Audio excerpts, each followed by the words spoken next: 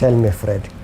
You know, I've been into your social platforms and nimekuwa nikipitia kwenye mitandao zako na nikakutana na picha hii, I support Dr. Bahaida Governor 2022. Lakini Wilbaro kando na mzee Hasla mwenyewe hapo katikati. Ndio nikaleta mada hii. Watu wanauliza haswa ni nini iko ndani ya siasa ambayo watu hawajui, because this time round hata wale wamemaliza form 4 last year wanataka kuingia kuwa MCA, kuwa mbunge. Paka nikaona utuelimishe, what don't we know about politics? Ama ni nini ambayo ni hidden secret? Ni nini ambayo imejificha ndani ya siasa za Kenya? Na labda tukitegua kitendawili hicho, we may also know that politics may be universal, ama ni trend, ama ni tabia ya kila mwanasiasa. So to begin us off, tuanzie hapa. Wana ukikutana na Hasla unakuja na kakitu. That's not the case. Kwa sababu watu wengi wafikiria politics, when they see politics, they see money. Mtu wote ambao anasimama katika mrengo wote, basi waona wewe una pesa. But politics is all about leadership. Lakini watu, they don't understand that this leadership inapoingia sasa ikawa ni serikali, ni mfumo mzima unaotambulika kama serikali. Upo mpaka hapo, Fred? Top secret ama serikali, yes. Serikali, yes. Ukitranslate kwa lugha ya kueleweka tujueje? Ni concept whereby si kila kitu unachokiona ndani ya serikali ukaona kwamba ndio hivyo. Sometimes waweza kuwa kuna vitu wafaa kuona hivyo, lakini haimaanishi ndio yaenda hivyo. Currently politics ya 2022 ni unpredictable. Watu hawako sure what is going on. Hata mimi siko sure. Mpaka viongozi they are not sure twenda wapi. Ndio utaona kuna tanga na kutata kwa lugha ya Kiswahili, kwa we don't know who to join, we don't know nani atakuwa kiongozi wetu, na hawa viongozi wenyewe watafuta kiongozi. Sio naelewa, Fred Pagama? Hapo sijakuelewa. We have leaders ambao wameclaim kwamba wao they are as presidential candidates here, kwamba wao bana they are vying for the position, right? Lakini these leaders who are vying as presidential candidate pia wataka kiongozi wajimaji nao. Ushafahamu? So the question is, wewe kama kiongozi, na sisi tukutegemea wewe ndio kiongozi wetu, kama rais unajitegemea ama unavyosema wewe unataka kuwa rais, wewe kwa nini usituongoze wewe kama wewe? Why do you have to affiliate with some other people? Maybe for convenience. What kind of convenience, Baba? Is it votes that you are not sure of? Is it financial muscles that you are not sure of? What is it that wewe kama kiongozi leo umesema unataka kuwa rais, kisha kesho wasema mimi nitaungana na huyu nimwache huyu wa rais? Is it the leadership style that you are lacking? What are you missing mpaka uwe kiongozi, Fred? Hani masala muhimu ambayo tuwafaa kuyashughulikia na kufahamu kabla sisi hatujakimbilia kusema sisi tunataka huyu awe kiongozi wetu. And that has been the politics. Politics tangu mwanzo ni politics whereby yule anaojulikana ndio hupewa kura, si yule kiongozi ndio hupewa kura. These are two different things. Weza kuwa na umaarufu lakini wewe huna uongozi. And for all these years about sisi struggle ni kwamba sisi tutazama nani maarufu, yule ajulikana mtoto wa nani, yule maarufu tumpa kura kwa sababu ni maarufu. At the end of the day miaka 10 tumeteseka because we didn't pick the proper leader. So siasa ina mambo mingi ya undani, na watu wengi leo hii waingia siasa kwa sababu waona nitapata kitu. Just a simple concept unauliza umekwenda kwa mheshimiwa Ruto. Wacha tu wajua. Sijui kama nitapata picha zenyewe, wacha hiyo umepiga kwa posta hii. Wacha niitafute na ipata. Hapa tu iko.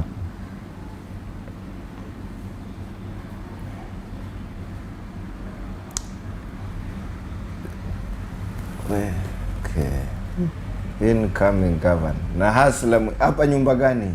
Ni Karen. Hapa kwake Karen. Karen, yes. Makao rasmi ya yes. Ndio ofisi ya naibu rais. Yes. Ndio ofisi na ndio nyumbani. Nyumbani kwake kwa tofauti na ofisi kwa tofauti. Ni ofisi ya mheshimiwa rais mtarajiwa ama mtakiwa. Ndio kulipatikaniwa hiyo picha. Yes. Umebobea. Sasa unakumbuka mahali nilianzia? Yes. Kwamba huwezi kutana na Hasla usiwe na kitu ba. But wajua yategemea na is it true that nikiingia siasa, manake sasa hiyo ndio msukumo watu wengi wako nayo. Is it true that nikiingia nifikie mahali ulipo mpaka umesalimiana na Hasla mwenyewe juzi, ni jana ama siji juzi, jana akipeana ile ahadi yake kwa wale kina mama wa kufanya biashara ya wanajiita commercial sex workers. Yes. Akiwapa ile ahadi yao ya milioni. Yes. Ahadi aliyowapa ya milioni. Ukai na Hasla ukuje bila kitu, and that is all we know. No, the thing tufundishe, tuelimishe. The thing is, watu ndo wana that perception, it's a stereotype that is there. But in real sense that's not the case. Issue iliyoko, Hasla as our future president amefocus zaidi on these circles and lobby groups and the community groups that we are having.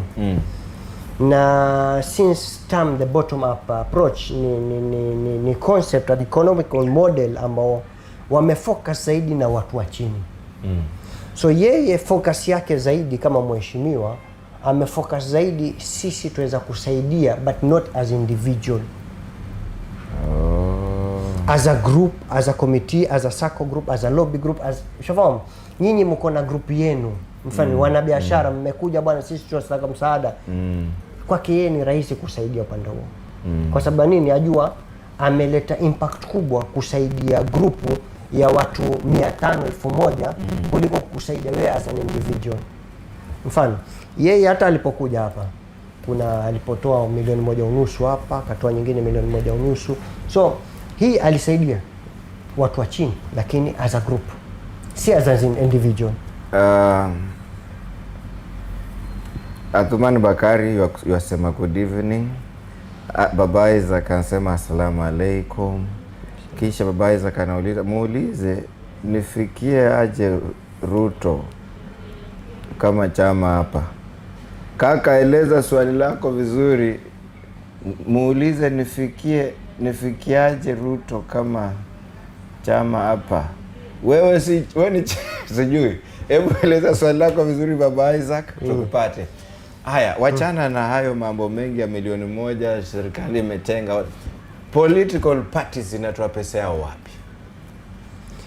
Donors wako aina tofauti. Kuna sponsors ambao wanapatikana kwa wanabiashara to safeguard their interest. Ajua mimi which interests? Interest za biashara zao wenyewe. Yeah. So kama tuseme mimi na biashara zangu. So for me kuprosper rahisi na kuwa ndani ya serikali ni mimi kusupport the agenda na campaigning ya ile serikali itakaoingia.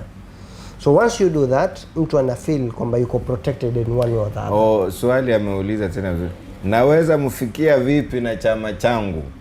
Chama chake ni gani? So unamfikia tu kama ni UDA ama? No. Yake hajasema chama gani. Everyone katika UDA atakwenda kumfikia Mheshimiwa Ruto. Lazima kuna concept ya kwenda kumuona kwa sababu gani, agenda gani. Wewe ulienda na agenda. Na agenda. Unakwenda kama endorsement, inaingiana kama agenda, lakini endorsement wenyewe inakuwa ni mpaka umekubalika. Si utakwenda tu asubuhi mimi nasimama, we don't know your ground, vitu kama hivyo. Utaona endorsement zote zinaofanywa ni endorsement watu wametambulika, hawa watu wamekubalika kwao, wana ground yao. Ndio endorsement inaofanywa. Ndio utaona all political endorsements zilofanywa ni watu ambao wajulikana. Anasema ni self help group. Huyo bwana. Okay. Ana mambo mengi imejificha kwa ile swali lake. Macho sasa yeye contact direct ni contact, sisi tutaona tukae tuzungumze tuone fanya nini. If it is something viable kama ni kitu unaweza handle una handle yes, tu kama Hasla Junior. Yes. Si lazima mpaka umpeleke kwa mheshimiwa. Kama kitu ni kitu ambacho tunaweza kusaidia, tutasaidia. Hilo swala la funding, yes. So basically kuna watu wanapata sponsor kutoka nje, kuna watu with most of them wanakuwa na agenda behind it. Ushafahamu? Agenda ni kwamba mimi am protecting my own businesses, ama agenda ni kwamba mimi nikiwa part of the government kuna vitu I'll benefit from it. So kila mmoja ana lengo ile biashara kuinvest into that campaigning. So kila mmoja ana way options zake, ndio utaona watu wingi mpaka sasa hivi funding haijatoka sawa sawa. Kila mmoja ngoja next year once IBC sha announce ndio sasa wajue okay, hapa twenda vipi na mtu gani ana potential kubwa zaidi. But if potential waona mtu bado hatuna uhakika naye, inakuwa very difficult wewe kumsupport. And that is why nikuuliza swala la kwanza, kwa nini marais watangaze mimi nataka kuwa rais kisha ujifiche chini ya mtu? Ni kwa sababu umejiona potential yako kushinda urais bado. Kama juzi Mheshimiwa Raila amesema hajasema kama anasimama.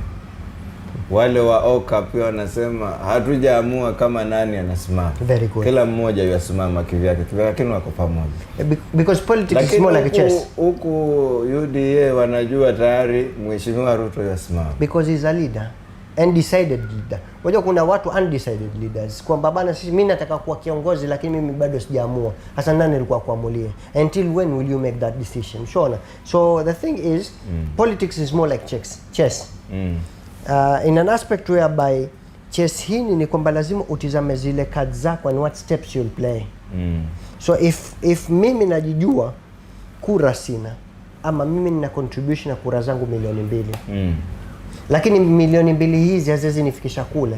So what do you do is mimi bwana nina milioni 2, una ngapi? Milioni ule na ngapi? So tukimaji sote kipamoja, bwana sisi tuna kura milioni 10. Bwana tuweza kumchallenge opponent wetu. So we pick one leader, lakini kila mmoja ndo kukaja na previously na concept ya Pentagon. Whereby kuna kuwa na rais mmoja lakini huku huyu ampewa waziri, huyu ampewa nini. So you are all in the government, but at the end of the day kwa mrengo mmoja.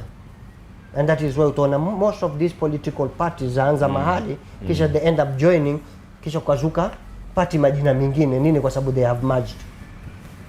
Labda niulize swali, can someone join politics kama hayuko sawa kifedha? Yes, it is very possible. Wajua sisi tumeadapt culture ya kuwa lazima politics iwe affiliated with money. Ikiwa hakuna pesa huna haja kusimama kwa siasa. Lakini kuna a lot of MCAs ambao wamesimama na wana pesa lakini wajitahidi kivyao. It is more of familiarism whereby watu je wakutambua wewe kama wewe. Mbali na pesa yako ni kwamba wewe tukutambua wewe kama kiongozi aina gani. Of course kila position ikiwa kubwa, facilitation na logistics zinakuwa kubwa zaidi. So inakuwa tricky wewe upiganie kiti kikubwa without funding at all. No. And sometimes it happens kuna watu ambao wamepigia watu kura just because hatumtaki mtu fulani. And that has been our politics. Utaona mara nyingi Mheshimiwa Raila alikuwa akipigiwa kura si kwa sababu ati yeye ana leadership style ambayo itakuwa ni nzuri. No, it is more of sisi hatutaki serikali, we want to go against it. And that has been our politics. So kuna watu sometimes is it good it's politics? It's not good politics kwa sababu sasa you end up, kwa sababu sometimes ni kama yule desperate mtu ambaye you are drowned, yuko ndani ya maji atapatapa, anafanya nini? Anything that comes on board yeye ataka kushikilia. Kwa sababu gani? Kwa sababu ona hii itanisaidia. That has been a problem because we are not grooming leaders. Sisi tunataka wale baki pale. But hao wadogo tukasema tuwakuza wenyewe, hatutaki hao, utakwenda wapi? In fact, sisi tuwaondoa katika siasa. Lakini kunao mahali ambao kuna good leaders waliochaguliwa just kwa sababu upinzani. Wewe huna kitu bwana, lakini sisi tutakusupport, tukakupa ubunge. Kuna mbunge aliyokwenda Nairobi na kawana lolote. Right? Mpaka Mheshimiwa Uhuru akampatia gari. Hana gari na lolote. So iko this kind of concept. It is nice. Lakini mpaka kutokee watu sasa waseme we have decided. And it only happens kwamba itatokezea hivi ikiwa watu wamekukubali wewe na sera zako. It is not about your money. So position kama MCA ubunge is much easier with no funding. Pini gavana It's tricky. Si kama haiwezekani, it's tricky. And sometimes it happens kwamba mwanzo ujikakamua, ujitahidi, uonekane, utambulike, ndio watu waseme za ule kijana tunaona kuna potential, then investment comes on board. Labda nisiende maswali mengi kuhusu funding, manake pesa lazima zitatembea. Ukikumbukwa nikumbuke bwana. Nasema of late, let me put my question right. When is the official time for campaign? Bado mpaka ina-announcewe na IBC. Mpaka ina-announcewe na IBC. Hii tumekuwa tukiona Mheshimiwa Ruto, Mheshimiwa Raila na wengineo wakifanya. Hiyo inaitwaje? Kusema ukweli, kampeni ilikuwa ishaanza, but kisheria ilikuwa hairuhusiwi kuanza kampeni. Okay, you can meet 2 to 3 people, kuonana na watu, kupanga mambo, that is okay. Lakini sasa pia gathering sasa pia imekuwa an issue, kwa sababu ukienda gathering it is more of politics.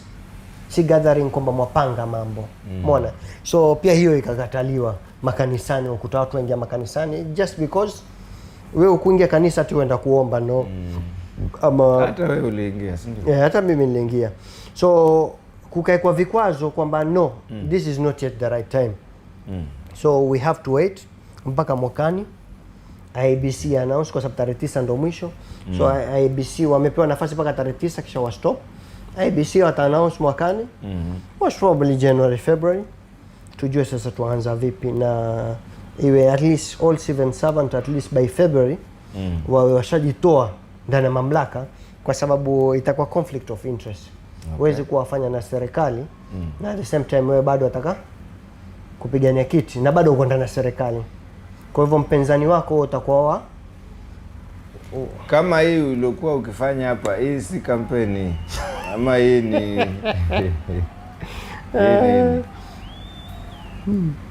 rally. Hii ilikuwa kwa nini na watu wa njaa? Sisi hatuiti ni kampeni. Mnaita nini? Sisi tuita ni mwito, umeita ukaitikia mwito. Okay. Yeah, lakini kampeni bado na tumestop kila jambo. Watu wa Kenya wanajua IEBC yenyewe inasimamia independent. Yes. Tuanzie hiyo I. How independent is IEBC? That's a tricky question, kwa sababu most of these electoral boards zinakuwa independent, and that is the rule and regulation na policy ambayo inakuwa implemented all over the world. But in Africa in general it's quite tricky kupata electoral board kuwa electoral board kuwa independent. It's quite tricky. Tuzungumzie hii yetu ya Kenya, manake najua kama ya nchi jirani hiyo si independent. Zote Kenya, in Africa in general they are not fully independent. Right. Ni lazima in one way or the other ni kwamba government imekuwa affiliated in one way with that body. Sawa, kuna vita kwa bwana tupeleka kotini kwamba iwe peke yake, but si rahisi. Na tunajua siasa za Kiafrika, acha na Kenya tu, the whole of Africa similar concept. Useme wapi nchi yote it is the similar concept. Hata Ghana, hata wapi ni mpaka kuamue sasa, watu wameamua vita nini, kutoke vurugu, ndo hapo ndo kunapatikana haki. Tanzania kuna vurugu. And you think an electoral board ambayo inapatikana inakuwa ni independent pia? Why only one party miaka yote ndo inatambulika kama ndo party ya nchi? Hakuna mpinzani hata siku moja kupata. Do you think elections are free and fair? So tusidanganyane kwamba the whole of Africa hizi boards they are not independent. They are not. Lakini we claim kwamba hii ni independent, but it is not. Na ni challenge kubwa sana ambao we are facing. Now, hapo kwa independence of this matter, vijana wengi wakati huu wamejiingiza kwenye siasa. What don't they know about politics za Kenya? Watu si kwamba they don't know, ni kwamba most of them wakiingia pale ni political brokers. Wao waingia kwa sababu kufaidika na pesa fulani itakayotolewa. Sasa ndio maana kwa sababu kuna concept ukienda kumwona Mheshimiwa Ruto bwana, kuna donge lako wapewa milioni ngapi nini.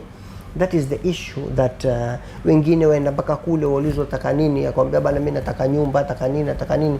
So hizi concept ziko ya kwamba wewe enda kuclaim mambo, lakini si siasa ambayo inavyotakikana kwenda. So watu wanaingia politics kusimama kwa sababu wajua kutakuwa na funding fulani ambayo atakaosaidiwa. Na wao wameingia pale kutengeneza pesa. And sometimes ni kufanya fujo so that ule mwenzako kunyamazisha, kwambia bana Fred, wacha fujo nyingi. Wezuie hili. Tulia chini. And some people, yani kama vile wewe ufanye fujo, Sarai aone unaweza muangusha, akuzime. Sasa kunizima ni ngumu boss wangu. Hiyo haiwezekani. So kuna watu they do that. Lakini kaka, Sarai anatembea na Mheshimiwa Ruto hapa kwa hapa siku nyingi. It doesn't matter. Haimaanishi wajua watu wafikiria kwamba mileage ya Mheshimiwa Ruto ndio itakupatia wewe kura ndani ground. That doesn't work in Kenya. Haifanyi kazi namna hiyo. Wajua ungekuwa ulisimama kwa baba na hii picha. Acha nikwambie kitu. Mimi si mwanasiasa lakini ni imagination tu. Ngoja. Kama ulisimama kwa ngoja hata niweke hii ndio nzuri. Hizi. Unaziona hizi? Kama hii picha ungekuwa ulisimama na baba, picha tu. Na uje hata wachana na sera, uje na picha, mimi nimesimama na baba siku moja, kura wapata. Now, no, that's not true, Baba. That was the politics in 2013 and 2017. 2022 it will be very different. In fact, wajua mwanzo sisi tulikuwa tukimbilia concept ya 6 Ps, whereby wajua mpiga nani kuanzia mwanzo mpaka mwisho. Right? But that concept watu wamechuka nao kwa sababu hakuna faida tuliyopata for that last 10 years.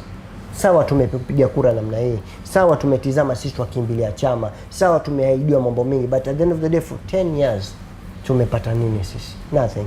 So hiyo story ya kwa sisi will vote kwa sababu ya chama iliisha 2013 2017. Majority almost 50% sasa hivi they are voting for individuals. Wewe tumekutaka wewe. Uwe chama gani? Lakini tutakupigia kura wewe. So that politics kidogo imechange. Si kama vile mwanzo. Of course kunao bado watu wanakwenda na wave. Yes, that's very true. The other 50%. But 50% as I'm telling you in Mombasa now hawapigi kura kwa sababu ya chama. In fact, watu wakwambia nitakupigia zaidi ukiwa independent. So sasa hivi things are changing. Politics inabadilika. Lakini sasa watu wengi wanaingia siasa wakaona kwa mimi nitapata kura kwa sababu ya chama. That's not the case. Kisha another thing that people they don't understand. This time round things will be different kwa sababu zamani ilikuwa watu waingia mimi nikapigana na big parties. UDA, ODM, vitu kama hivyo, unaingia pale kisha nomination kisha baga unakimbilia small parties ama kwenda independent.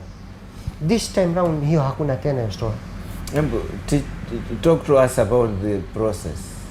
Kama nominations zaja. Hapo nyuma tumeona mtu akibwagwa nominations anaingia chama kingine. Yes. Nasikia chama fulani kinavuna kwa sababu ya vyama vikubwa, watu wameshabwagwa. What don't we know about it? Wajua watu wapendelea kwenda na vyama vikubwa ilikuwa kwa sababu ile wave ili atapata kura za wave. Ushafahamu? Hivi vyama vidogo vikawa siku zote havina nguvu. Kwa sababu gani? Kwa sababu hawana watu. Kama Oka. Tuseme mfano. Na kuna vingi vijana vidogo vingi sana. So hivi vidogo vinaumia. Kwa sababu gani? Hakuna mtu wa kuingia. Lakini wao hawana haraka. Kwa sababu hawa wote walikimbia kule juu. Watakuja huku baada ya washabwaga katika nomination. This time round it will be very different. haitokwenda namna hiyo. Ukishabogwa kule, story yako imeisha kisiasa. So people still they don't understand that. Sasa wao bado wangangania kule kule juu, lakini kule juu ikiwa utabwaga, huwezi kwenda independent, huwezi kwenda chama cha kidogo.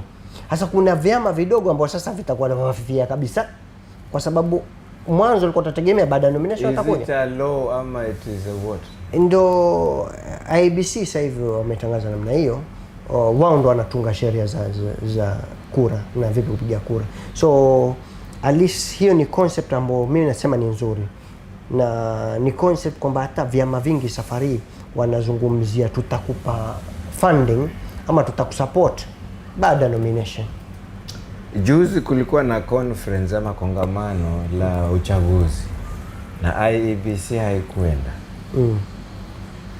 Does it mean they are independent? Wako na rule of law yao ama hawashirikiani na mtu? What does it mean?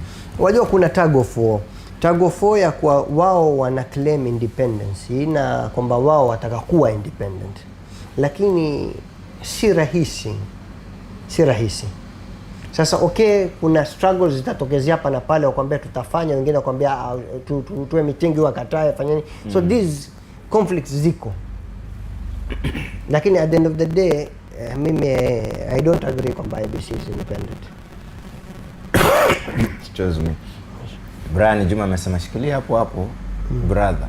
Sisi tuko nyuma yako. Asante sana. Tumeona wakati kura zimepigwa, kisha zinahesabiwa, matokeo yanatoka.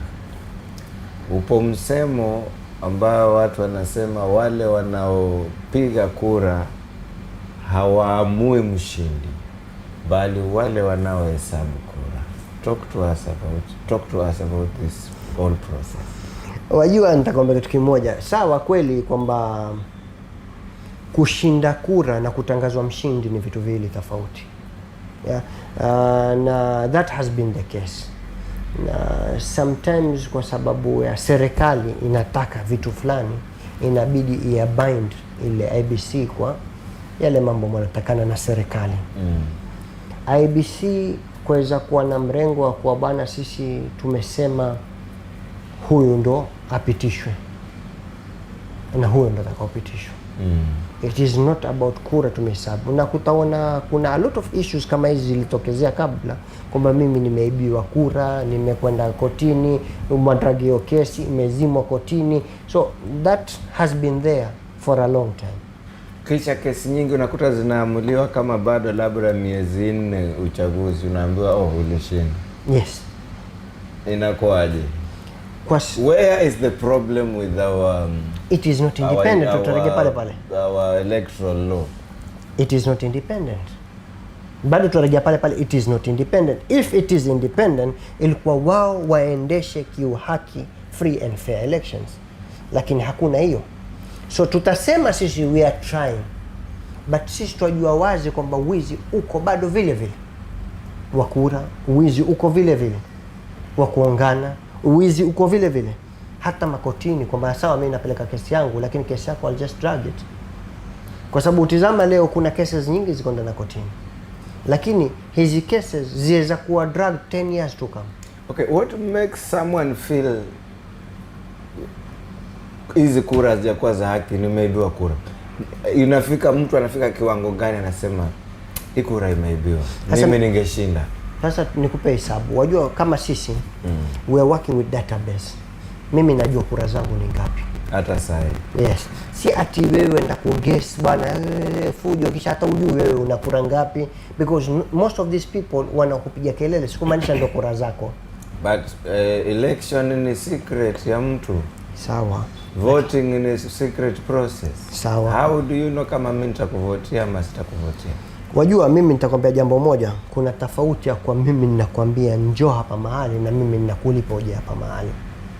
So most of these politicians they pay these people. Na utaona ni hawa wanatumika na politician wote kuja katika functions zao, rally zao. Same people. Same people. Ndio utakuta waweza kafanya hapa, akafanya rally watu 2000 3000, si kumaanisha zile ni kura zake. But there's a difference whereby kuna mtu anjitolea willingly, bila shilingi yako, kwamba iwenda na wewe, ile ni kura yako. Kisha kuna database ulioweka wewe, ulioregister wewe, ulioweka that database ndio tunakwenda na yao, ambao tuseme wewe unasema bwana, mimi I have a block votes of 50,000 votes. Hizo ni zako. Hizi 50,000 votes uhakikisha vipi zitakwenda kupiga kura. So as an aspirant mnachukua registration ya watu? Yes. Kisha tuwaregister ndani ya chama, kisha tunakuwa na database ya yule mtu. Sasa tuseme mimi na kura details zako, ID yako, kila kitu chako. Mimi najua mpaka namba ya simu yako. Kwa hivyo mimi najua mtu fulani, mahali fulani mimi nina kura ngapi, hapa fulani nina kura ngapi. So ukizijumlisha wewe wapiga hesabu, because it's all about statistics na planning. That is how you win election. Mimi najua nina 50,000 votes. Okay, hizi 50,000 votes hazinitoshi mimi kufita kwa governor wa Mombasa. So how do I fetch, let's say 30,000 votes zaidi, 40,000 votes zaidi? Hapa ndo wajipanga namna hiyo, kwa sababu mwanzo ushajua mwanzo. Kisha kuna block votes. Kuna vote ambao bwana watu fulani, jamii fulani imekukubali, pia umeweka katika hisabu. But at that, wewe kitu kama block votes hupigi hisabu kwa utapata 100%. Wewe nenda na mrengo wa 50%. So that hata kama ikishuka, haiwezi shuka 50%. Kwa hivyo ushajipanga kistatistiki, hata kama itashuka. Ukiwa utashuka 50%, wajua mimi ninafika mahali fulani. Kisha all of a sudden wajajikuta you are winning. Wewe ushaona hisabu inavyokwenda, kwa sababu hata ukitizama, kwani kihistoria zamani ilikuwa tukitizama bwana, umtizama bwana, huyu yuenda yashinda huyu rais. Yashinda, lakini all of a sudden tazi nzima zikiwaka mtu ashinda mwingine opponent. So hivi vitu viko baba, viko na unless sisi tusema nini, kupiga kura si tatizo. Tatizo ni kuzihifadhi zile kura. Can you protect your votes? And that should be the responsibility ya IEBC.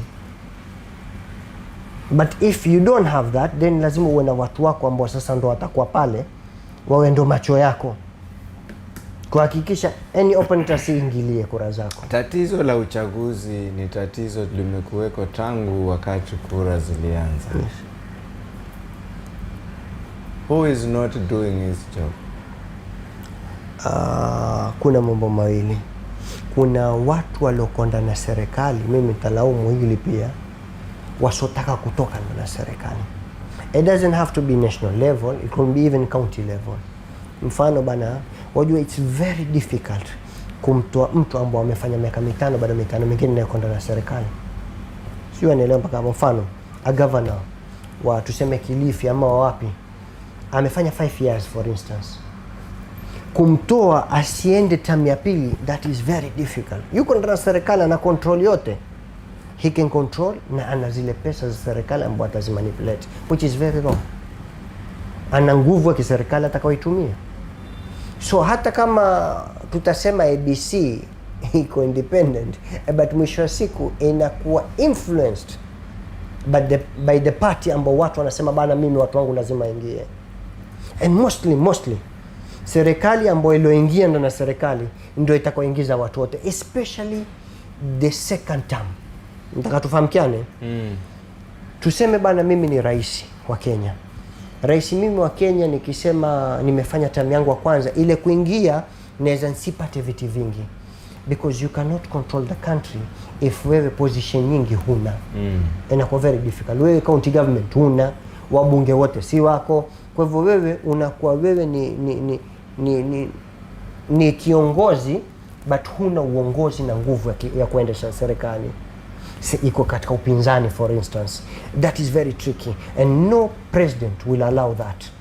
So the only option is ni kuregea nyuma katika drawing board. Ukishaingia katika serikali, let's say ukupata term ya kwanza, term ya pili, utahakikisha watu wote ni wako ndo wanaingia. Wabunge ni wako kwa sababu bunge zima liwe ni lako, senator ni yako, magavana ni wako. So all this inakuwa ni yako. Nini? Kwa sababu at least when a control na ile government. And that is what is happening. So haijalishi wewe umeshinda ile kura, but since you are against me na mimi ndo niko kwa serikali, basi I'd rather kumtafuta mtu ni muingize kwa lazima. Tuongee kuhusu uchaguzi ujao. Rais yake 10 kwisha. sana. Magavana wengi zao 10 kwisha. Mbona kuna gavana anataka kurudi kuwa mbunge? That is political suicide. For you to lose value in politics is to degrade from the position that you are in.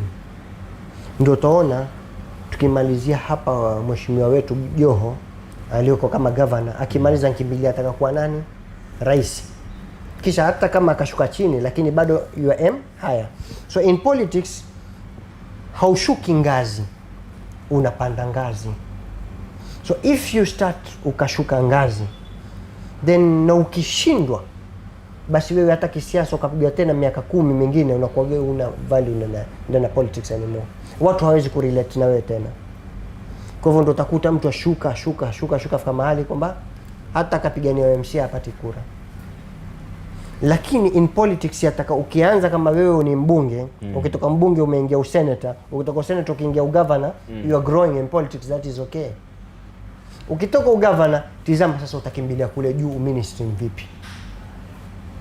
Just to be relevant, haba jitoe katika siasa. But the moment ukirejea nyuma, useme bana mimi nitakimbilia niwe mbunge sasa, inakuwa politically wewe wajuu wa kisiasa. So that is not a good move. So swali nilikuwa naliuliza ni kwamba after this 10 years, what are we likely to see after this 10 years? Kuna magavana ambao ndio washafika, hawezi enda third term. Rais hawezi enda third term. What are we likely to see? Wajua nitakwambia kuna two concept ambao sisi tuwalaumu. Kuna concept ya national level na kuna concept ya county level. County level kuna watu umewaona katika county zao wamefanya kitu, and that will give you mileage to grow, kwa sababu tumeona kazi yako as a county governor umfanya. So okay, things will change kwa sababu nini? From one point imetoka ile uongozi ambao ulioko, waingia katika uongozi mpya, sawa, on the national level na county level. Hii ni nzuri, lakini ni kitu you cannot predict what will happen, kwa sababu any politician will promise you, lakini does he mean he will deliver? Hapo kwa delivery labda nikupe hii picha. Nimesafiri kidogo hata kama si sana, lakini unaingia county nyingine unakuta welcome to county 0 something. Kuna wala home of something. Yes, sawa? Yes. Ukiingia tu barabara ya kuwa smooth. Yes. Inchorwa, road marks, nini, kila kitu salama. Yes. Kisha unaenda inakwambia kwa heri county 0 fulani. Ile unayoingia you are on your own. Where is the difference? Na wote ni governors, wote wako na nguvu sawa. Where is the difference? Wajua issue kubwa ambayo lazima tuelewe ni kwamba it is not that the budget haijakuwa secluded to that county. County zote zimepewa budget. In fact, kuna watu waliofanya maendeleo ndani ya county which wamekuwa na budget ndogo zaidi. So the thing is implementation. Ubunifu wa vipi kuzitumia hizi rasilimali ziweze kufaidisha wananchi. But not infrastructure, nataka tuelewane. Kwa sababu infrastructure at the end of the day si yetu, ni ya national level. Tuko mpaka hapo. Ndio utakuta kwa miaka 5 ya kwanza nothing ikijulikana kwa mambo ya infrastructure haijafanyika. Kaka, who is responsible for, natumia mfano barabara tu. Kuna barabara ukiendesha gari usiku, kama kuna yale matuta, ile road bumps, kabla hujalifikia kuna sign. Yes. Bumps ahead. Kuna county zingine wewe paka ugonge hiyo bump ndio ujue kulikuwa na bump. Who is responsible in this? The county governor, but mimi nazungumzia infrastructure kwa barabara sasa za highway kutengenezwa kama vile ulivyoona Thika Road na mengineo. That is national level. National. Budget ndio inakuja kutoka kama kule. Expressway ni national. Very good. Chona, ni national. Lakini at the end of the day ikiwa mimi sina mawasiliano mazuri na rais, mimi nitakuwa sifanyiwi lile ambalo ninalitaka ndani ya county yangu. I can do other things kama vitu vya kabro, kunao pesa inapatikana. Kuna mambo ya CDF za shule ziko, za medical ziko. Okay. Hapo kwa kabro kama kwa mfano Mombasa hii kuna mitaa ukienda karibu zote zina kabro. Yes. Na kuna mitaa ukienda mafuriko ndio unakutana nayo. Yes. Pesa hizi zaja kwa kiwango gani na gani? Ama what determines money to go where? Wajua hii sasa inakuja kwa swala la mbunge wa eneo la ile constituency aliyoko nao. Number one, iwe ile rasilimali wataka kufanyia nini, waenda peleka pendekezo lako, na ile pendekezo lako. Wewe ulipata swali? Napata. Kuna mtaa ambao kabro kila mahali na kuna nyingine hakuna mafuriko. Sasa ndio ni gavana, ni mbunge, ndio nakwambia mbunge, ndio narejea pale. Nadhani nishakujibu, lakini hoja nifahamu ni mbunge wa constituency yake, mfano ambayo iko ndani ya county. Iko ndani ya county. Lakini sasa the issue is mbunge aachiliwe kuwa independent. That is the matter ambao sisi tulikuwa tunafuatiliza kama sisi kama governor wa Mombasa. Sisi ndo tushughulikie na ule mbunge, tujue hili jambo mbona umepewa pesa hujafanya mpaka sasa. And that was the same principle Magufuli was doing. Si wa bunge tu, but kila mahali mpaka diwani wa chini anakuja kufuatilia. Sawa, tumekupa pesa, you said you wanted 10 million, we gave you 10 million. Where is the money? Imekwenda wapi ile pesa? Umefanya nini? If hujaweza kutekeleza, kumaanisha you are not fit for the job. Upo? Ama utasema kwamba okay, mimi nimefanya lakini mimi nimewapatia tu fulani. But now the thing is, most of our MPs tulionao, concept yao kubwa ni kwamba wao wanatisubiria siku miaka mitano ya mwisho. Mfano, ukiingia na serikali ile sema kwa kwanza umepata pesa, funding. Hawafanyi mambo mpaka the last 5 years. So that hii pesa haitumilia kwa mambo mengine.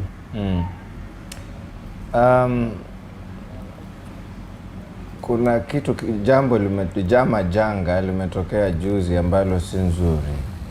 Ya mafuriko. Hata si mafuriko.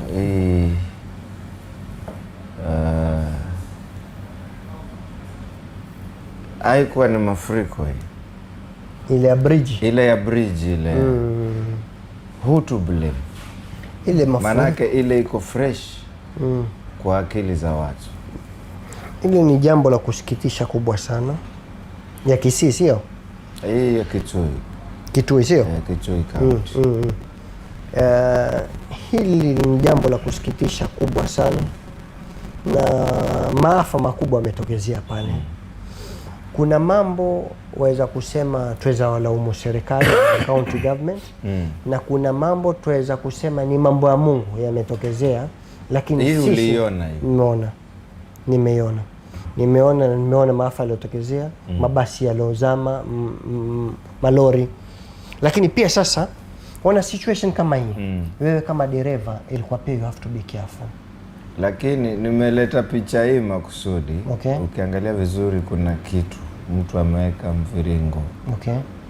Kwamba hakuwa dereva peke yake, kulikuwa na pia waliomtia moyo, njoo pandeni salama, njoo. Sasa wajua, okay, tuachane na boss, ngoja nikuulize jambo, ngoja kidogo, tuachane hapo kidogo hapo nataka kuambia jambo moja. Wewe kama dereva, mimi niko nyuma nataka ku reverse. Jamaa yuko pale, "Oh, regea." Wewe waregea tu. Ukigoba utamlaumu na kwa sababu nakwambia uregee. Wajua kunao mambo lazima uyapime mwanzo. Sisi hatuwezi kusema tuweza mlaumu dereva hapo. Dereva labda partially kidogo labda ana makosa yake kwa sababu alisikiza watu. Mbona? Tuweza kulaumu county government kwa upande mmoja. Hatumalizane na dereva. Yes. Kabla waende labda wapatane na maafa, kulikuwa na muda wa wao kusubiri yale maji. Labda wakakaa pale wakisubiri. Yes. Hata ipo video wakiwa wakati mzuri tu. Yes. Lakini sasa labda pressure ikazidi, wakaona wenzako wanapita bana tu. Yes. Amna neno. Tuachane na jana. Whose responsibility haikufanyika? Ndio nakwambia kuna budget ambayo zatoka national level infrastructure. Wewe ile budget si kwamba watafanya wao, unafanya wewe as a county governor. Unahakikisha haya mambo yametekelezwa. Umeona? So issue inakuja ni kwamba kuna some people who do shoddy jobs. Ni kwamba okay bana, mimi nimepewa bilioni kadhaa nijenge barabara, basi ile barabara tutaiziba viraka tu na mambo aishi, lakini barabara. So ikitokezea mafuriko kama haya inaharibu ile barabara, tuanza tena kazi upya, so we will be redoing the work again. So mimi na blame county government pia in one way or the other. Kwa sababu uweza kwa budget wamepewa, lakini mambo mengi hatuwezi kujua kwa sababu si county yetu. Sisi tufoka na county ambao sisi zetu ambao tunaweza kufanya lipi. Kwa hivyo kwa ufupi unasema tukio kama hili halina mtu wa kulaumu, wote walaumiwa. Nani haswa? County government. Unaposema county government, are we talking of the governor? Can I ask you something? Mimi kama kiongozi, tuseme hata na MCA. Maana wajua mambo mengi yanayopitishwa ndani ya county government ni MCA, sawa? Hii eneo yangu mimi kama MCA. Naam. Ni kwa mimi kama kiongozi nihakikishe kwamba bana, wewe mbunge wangu, si mbunge ni constituency yako, tuwafanya nini? Na wewe gavana wangu, si ni county ni yetu, tuwafanya nini? Kwa hivyo mimi nikizungumzia county government, simlaumu tu governor, wote mpaka chini. Kwa sababu inaweza kuwa budget inatolewa, lakini ule utendakazi wewe umesimama vipi? Kwa sababu ile kuwa wewe utasimama ndio wasaidia jamii yako. Lakini wewe ukiwa hutaki kusimama, sasa tukusaidie vipi? May I ask a question now that una aspire kuwa governor? No. What is the role of a governor? What is the function of a governor? Governor na mambo mengi sana on the county level. Mbona tuwe na governor? Two things very important: to protect and provide. To protect and provide. These are the main agenda county governor anafaa kuwa nazo. Kuprotect in what way? Security wise. Kuprovide on what way? Kukupatia facilitation of what you need on the necessities. Kama kula kwako na kikishe kimekufikia, kuishi kwako mazingira ni vipi, takataka na usafi na health na nini uko vipi, kutizame matibabu yako inakuwa on what angle na level gani, na je wewe waweza kupata matibabu ama tuna hospitali magofu lakini matibabu hakuna wala hakuna dawa. You get? Huo ni governor. So you need to protect and provide, just two things. But sasa kuprovide, there's a lot you can provide which is part of your responsibility. Lakini watu hawakimbilii huko. They don't want to protect and they don't want to provide. And if they provide partially. So what's the function of an MP then? An MP yeye zaidi ni kwamba ni kama ni utetezi wa ile jimbo lake, the constituency ambayo aliyoko yeye. Kwamba mimi nataka kitu fulani. So kuna a budget inakuwa allocated to him which is CDF. Hii CDF bana ndio inaweza kutambulika kufanya mambo matatu. Ikafanya kabro na mambo ya lighting na nini, ikafanya mambo ya skuli, ikafanya mambo ya hospitali. So at least zile vitu muhimu upande wake na yeye aweze kufanya kupitia ile CDF anaopata.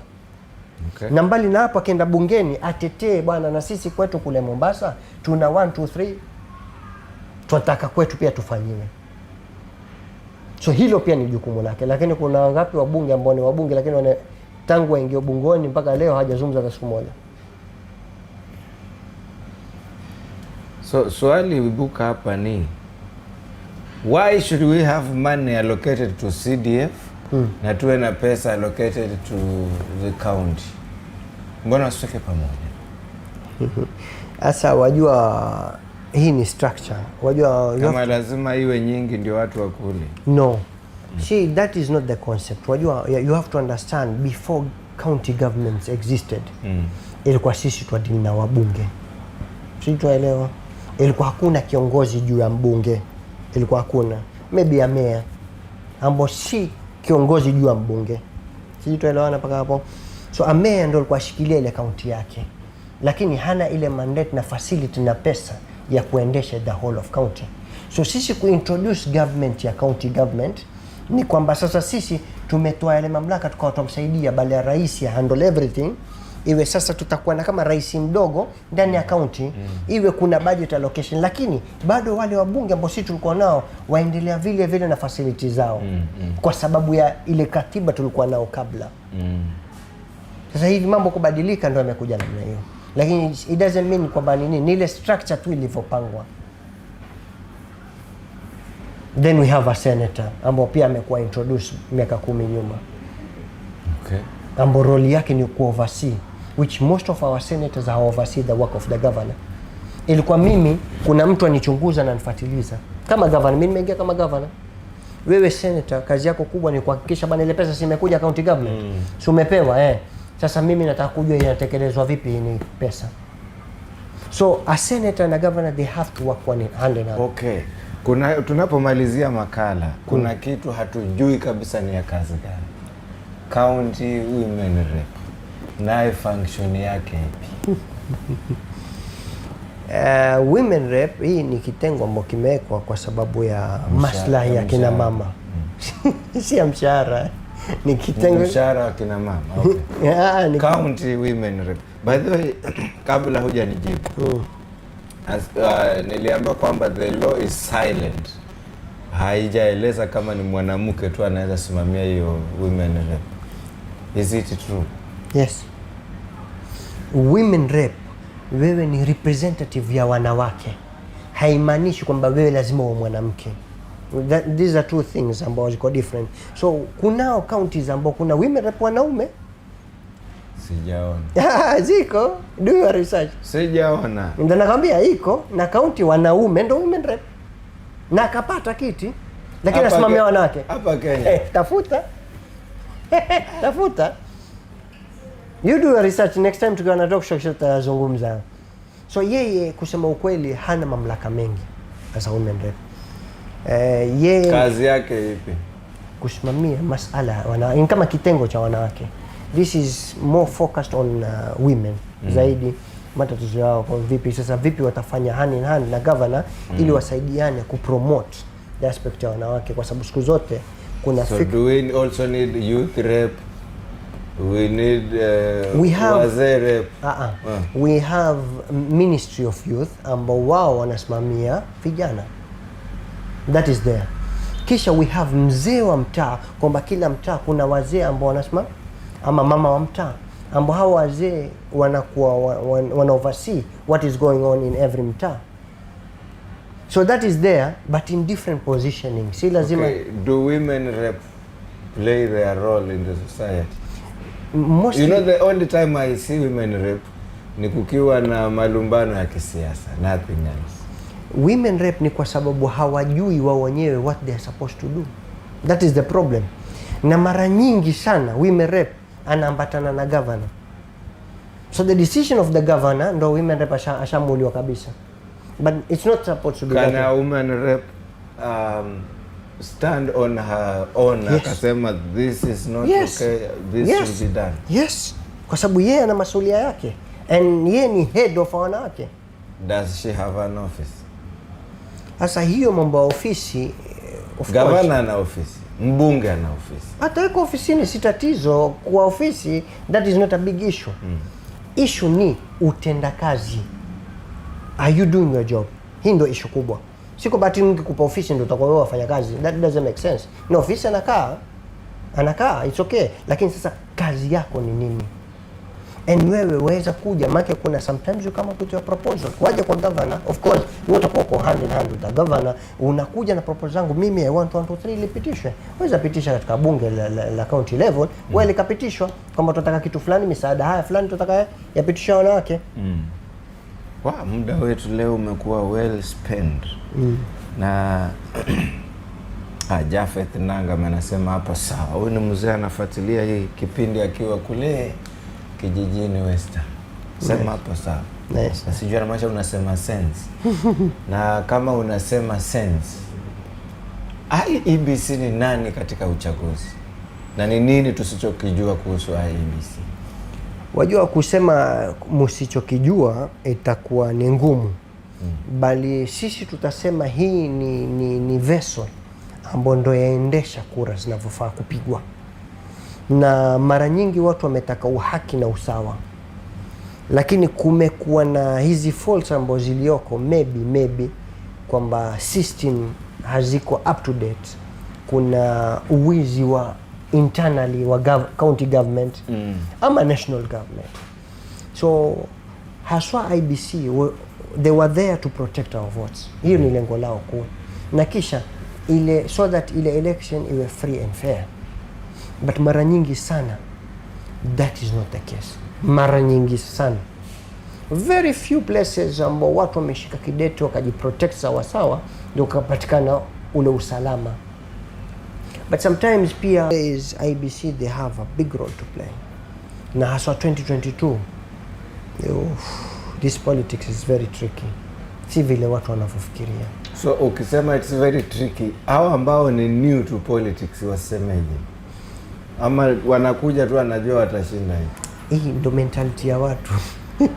Wajua ni siku zote ukiona siku zote mimi naangalia movie bwana za karate.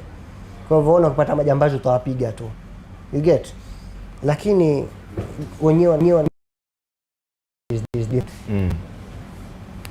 so ukiwa pale ndo unakuta mambo sikutegemea namna hiyo. So wengi they'll be surprised. Na vile mambo yanavyokwenda. So tutarajie surprise. Now labda mwisho kabisa. Itakuwa ni saa ngapi sasa? Inaelekea bado kama dakika 2 hivi ama dakika 2 hivi makala ya tamatike. Leo sikuulizi kama ukipata ugavana utafanya nini. Na siulizi swala kuhusiana na ugavana. Nauliza swala kulingana na siasa. Kihonorable, umeniambia kwamba vile mipangilio ipo ya kura zijazo ni kwamba ukishindwa kwenye nomination kwisha. What do you anticipate kwa watu ambao hawata make it through nominations? On what angle? Akiwemo labda opponent wako, because ukishindwa kwa nomination huwezi simama kama independent. Huwezi simama, huwezi kimbia kwa chama kidogo. Tutarajie yapi? Mimi nasema if things are free and fair, which naamini things will be free and fair, but if things are free and fair kutakuwa kuna issue. But if kutakuwa si free and fair, then we'll have a lot of problems. Kutakuwa na a lot of mess. Kwa sababu hakuna mtu atakaokubali kudhulumiwa. Umeona? Mambo atakuwa ni kotini, ni kuvutana, kufanya nini. There'll be a lot of issues na kila party atizama where to dominate. Tuseme ni ukweli. Ikiwa mimi kama mheshimiwa rais awe party yake kuna mahali ambapo mimi nina loopholes, mimi nitaka kuzifill zile loopholes, right? Na everyone is trying as much as possible. Majority of the counties na MPs wawe ni zao, so that wawe na nguvu kuendesha serikali. So what I'll say is wacheni wananchi wa decide. Usidecide watu. Who is responsible for this mess? Ni chama officials? Ama ni IEBC? No. Wajua with nominations ya IEBC. Nomination ni chama. So wajua IEBC wao ni mwisho. Wao demand yao lazima mpite nomination ndio uendelee. Lakini wao lengo lao kubwa ni kule mwisho. So who oversees the nominations? Nomination ni chama. Now that is where the mess starts. Kwa sababu kama chama kuna watu wapendekezwa watu wengine. Mfano, mimi you're close to me Fred. Kwa mimi nitasema bana wewe Fred, huyu ndo atakapita. So atapitishwa. But you have to understand, ground haikutaki wewe. So mimi nimelazimishwa kupitisha nomination. That means mess kubwa itakuja katika mwisho wa kura. So do you feel we are going to see a shift of voters being disappointed from this chama haikupitisha mtu wao? Yes. Voters can shift. Yes. Okay. Na sasa hapo ndio tunakwambia vurugu litaanzia hapo. Si masala ya ABC. Hiyo hatutaki sisi mambo. Tutazungumzia chama mwanzo, na chama wakiwa not free and fair wakaamua taika watu wao, kutatoka vurugu. Na wananchi ambao sisi tulikuwa tunamtaka huyu, kwa sababu wezi kutuambia kwamba mfano Sisi tumekuja watu 10,000. Tunataka kupigia we Fred. Kisha apitishwe Lini. Ambo hana kuruna na hatakiwi huko. Watu wote hawamtaki. Na kila mmoja jua hatakiwi. Kisha nyinyi mumpitishe. Wewe ndani kutakuwa na mesa aina gani? So unless we are free and fair, then we'll have a problem. Sasa mimi hata sizungumzia kule mwisho, mimi nakwambia hapa nomination ndo kuna kazi kubwa. And the parties are responsible for that. All parties. Most. You cannot say all. Kuna some they are trying. Kuna some they say they will be free and fair. Lakini hatujui kwa sababu ina circle yao yategemea ime-identify vipi mambo. Lakini sisi we expect kwamba it will be free and fair. Lakini hatuko sure mpaka tuone kweli was it free and fair. Daktari, mahali saa imetufikisha. Inabidi turuhusu leo bustani umesema si pizza day. Yaani wamesema leo ni biriani special. Nice. Mambo si mabaya. Labda tuongeza meza moja. Naongeza sasa. Leo wanasema the biryani is served in a special way. Nice. Kumbuka pizza iko every Sunday. Buy one you get one free. Like Sunday and Tuesday. Every Sunday and Tuesday. Buy one get one free. Yes. Lakini wanasema kuna biryani special daily. Ndo leo. Every day. Sasa watu hawajui. Hawajui. Watu kama wewe pia hawajui. Hata mimi nilikuwa sijui.